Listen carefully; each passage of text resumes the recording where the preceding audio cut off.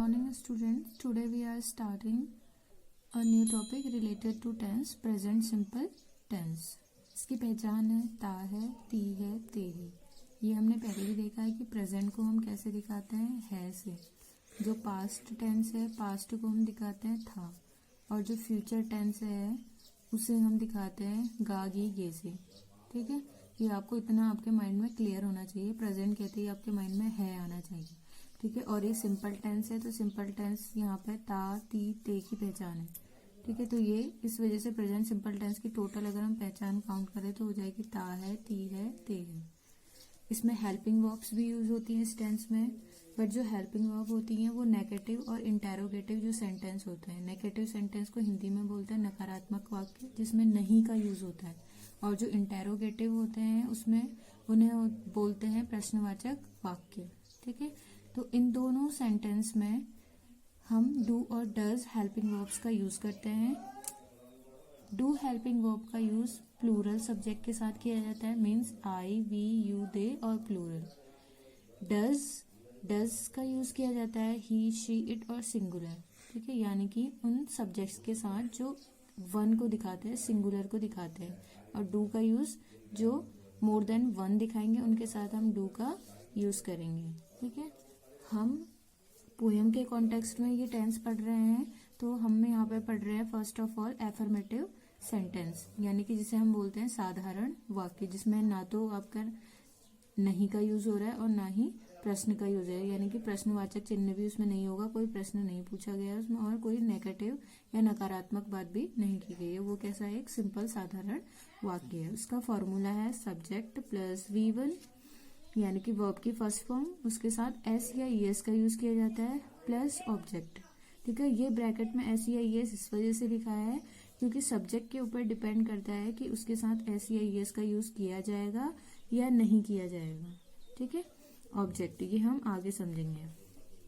अब आप यहाँ पे देख रहे हैं ही, शी, इट, सिंगुलर. ये सब क्या है, सिंगुलर सब्जेक्ट हैं. और सिंगुलर यहाँ पे किसी एक पर्सन के बारे में अगर बात हो रही है तो उसे भी हम सिंगुलर यानी कि एक वचन कहते हैं. तो उनके साथ वर्ब की फर्स्ट फॉर्म यूज होगी और उस वर्ब की फर्स्ट फॉर्म के साथ एस या ईएस का यूज होगा. ठीक है, V1 यहाँ पे इस वजह से लिखा है वर्ब की फर्स्ट फॉर्म प्लस एस या ES. I, we, you, they plural के साथ क्या होगी, वर्ब की फर्स्ट फॉर्म का ही यूज होगा. ठीक है, अगर आपको एस या ईएस ये यहाँ पे इसके साथ याद करना टफ लग रहा है तो आप बस इतना लर्न कर लीजिए, ये आपको एज इट इज याद हो जाएगा. बस आपको फॉर्मूला याद होना चाहिए. ठीक है, आप याद करेंगे आई, वी, यू, दे प्लूरल के साथ वर्ब की फर्स्ट फॉर्म किस टेंस में, प्रेजेंट सिंपल टेंस में. ठीक है, तो यही आपको यहाँ जो सिंगुलर सब्जेक्ट्स हैं आपके ही, शी, इट और सिंगुलर, इसमें आपको V1 यहाँ आपने यूज कर लिया तो यहाँ आपको सिंगुलर के साथ V1 या एस या ईएस लिखना है. ठीक है, ये ऐड करेंगे आप वर्ब के साथ. अब ऐसे ही हम यहाँ पे देखेंगे डू और डज जो हमारे सब्जेक्ट हैं. हमने देखा था आई, वी, यू, दे प्लूरल के साथ वर्ब की फर्स्ट फॉर्म. ठीक है, आपने देखा होगा डू की फर्स्ट फॉर्म क्या होती है, डू. सेकंड फॉर्म होती है डिड, थर्ड फॉर्म होती है डन. ठीक है, तो हम यहाँ पर वर्ब की फर्स्ट फॉर्म, यहाँ भी हमने देखो डू लिखा है, डी ओ डू, ये क्या है, वर्ब की फर्स्ट फॉर्म ही है.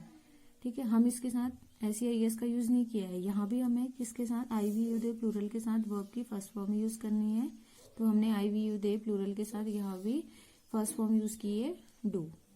ठीक है, सेम यहाँ ही, शी, इट और सिंगुलर के साथ हमें वर्ब के साथ एस या ईएस का यूज करना है.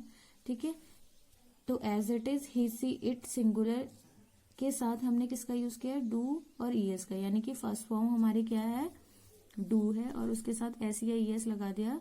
ठीक है, एस ऑब्लिक ईएस लगा दिया तो हमारा क्या बन गया, DOES, डज. तो ये डज हो गया. तो इस तरीके से भी आप इसे लर्न कर सकते हैं और इस तरीके से भी वो आपके ऊपर डिपेंड करता है कि आपको जैसे भी इजी लग रहा है आप इसे याद रखें.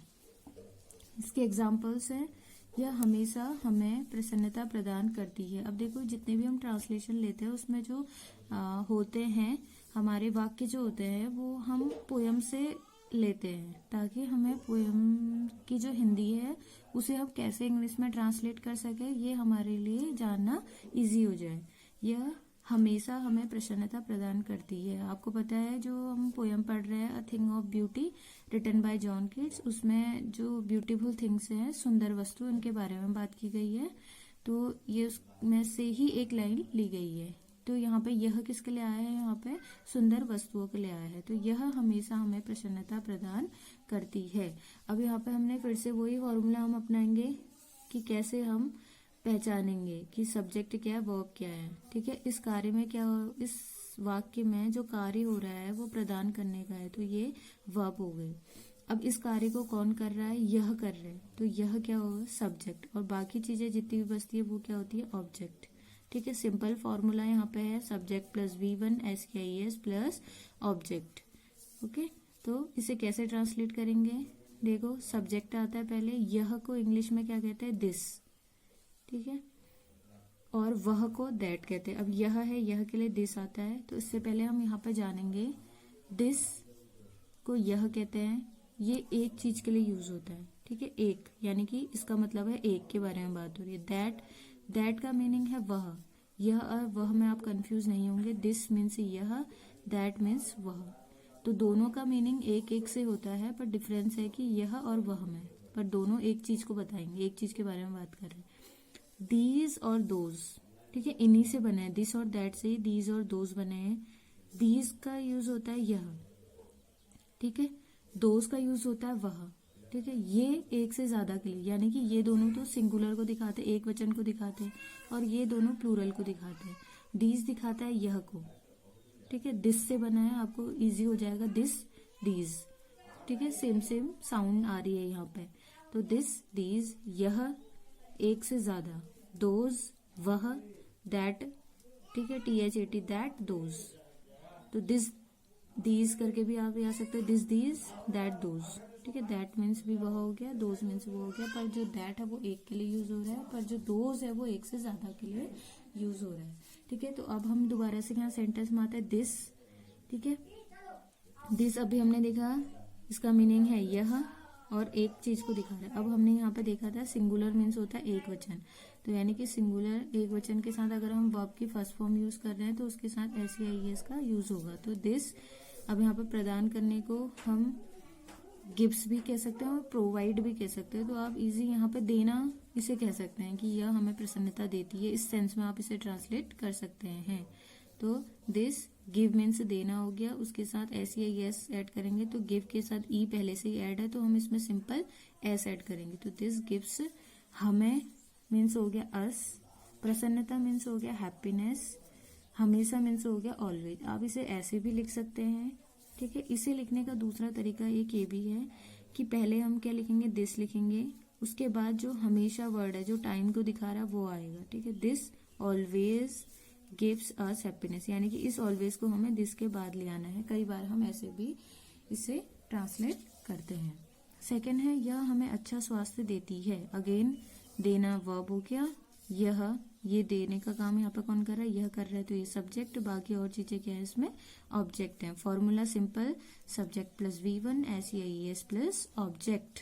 तो दिस को आपको पता है, फिर यहाँ पे दिस आ गया, यह को हम दिस कहते हैं, और दिस किसके लिए यूज होता है, एक चीज के लिए यूज होता है, इसकी मीनिंग है यह, और इसके साथ गिव देना और SEIS का यूज होगा, हमें के लिए अस यूज होगा, अच्छा स्वास्थ्य, अच्छा मीन्स गुड, स्वास्थ्य मीन्स हो गया हेल्थ, तो this gives us good health. Then third one is we football खेलते हैं। यहाँ पे खेलना है वर्ब, और खेलने का काम कौन कर रहा है, वे, तो वे यहाँ पे क्या है सब्जेक्ट, और फुटबॉल यहाँ पे क्या है object. Okay, simple formula subject plus V1 SEIS plus object. अब इसके अकॉर्डिंग हम इसे ट्रांसलेट करेंगे। आपको पता है वे को इंग्लिश में क्या कहते हैं, दे कहते हैं, खेलने को कहते हैं प्ले। अब देखो यहाँ पे क्या है, V1 SEIS, हमने पहले ही देखा था कि हमारा फॉर्मूला तो ये है, बट हम दे क्या है, हमारा प्लूरल है, इसके साथ खाली वर्ब की फर्स्ट फॉर्म आती है, SEIS यहाँ पे नहीं आता है, हमने यहाँ नहीं लिखा है, तो इसका मतलब यहाँ पे जितने भी I V U they plural है उनके साथ खाली वर्ब की फर्स्ट फॉर्म आएगी, उनके साथ SEIS का यूज नहीं होगा। तो they play football, way football खेलते हैं। तो ये हो गया आपका प्रेजेंट सिंपल टेंस। अब आप प्रेजेंट सिंपल टेंस और प्रेजेंट कॉन्टिन्यूअस टेंस को आप देखेंगे दोनों की वीडियो। प्रेजेंट कंटिन्यूअस टेंस हम पहले ही कर चुके हैं, उसकी वीडियो देखेंगे, क्योंकि प्रेजेंट सिंपल टेंस और प्रेजेंट कंटिन्यूअस टेंस का यूज हो रहा है a thing of beauty written by John Keats जो पोयम है उसमें इन दोनों टेंस का यूज हो रहा है उसकी समरी लिखने के लिए। तो आप इन दोनों टेंस की वीडियो दोबारा से देखेंगे और उसे सीखने की कोशिश करेंगे और उसके जो समरी है हिंदी उसे इंग्लिश में ट्रांसलेट करने की कोशिश करेंगे। Okay, thank you.